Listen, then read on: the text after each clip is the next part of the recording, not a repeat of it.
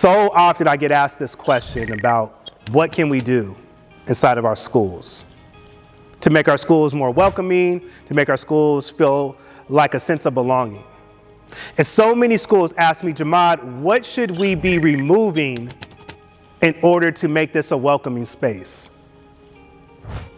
And it's a really great question, but I always ask them to remember it's not only about what you take down, it's about what you put up. The questions that I then follow up with is this: what are you doing to explicitly say to black and brown children that you belong? Schools sometimes go like, what do you mean by that? Of course they belong here. Do they know that? Because historically, they haven't.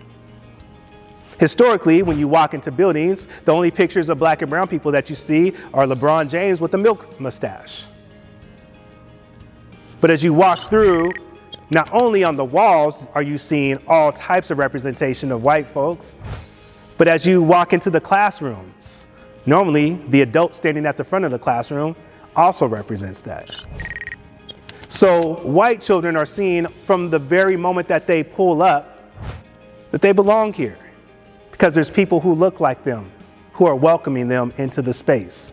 As they enter the space, they see pictures of George Washington and others on the walls. It tells them again, you belong here. As they walk into the classroom, they see teachers who look like them, which says you belong here. What messages are we sending intentionally to black and brown children that say you belong here, you're welcomed here, you're safe here? It's not only about what you remove from your walls. The question is, what are you putting up? And I'm using walls as a figure of speech. It's not just about walls, people. It's about everything that we do. From the time that a person pulls into the parking lot, from the communications that we send home, all of these things are communicating a lesson, a story. You're welcome and you belong. You're not welcomed and you don't belong. Or, well, often, where I find most schools fall, it's just not really thought of.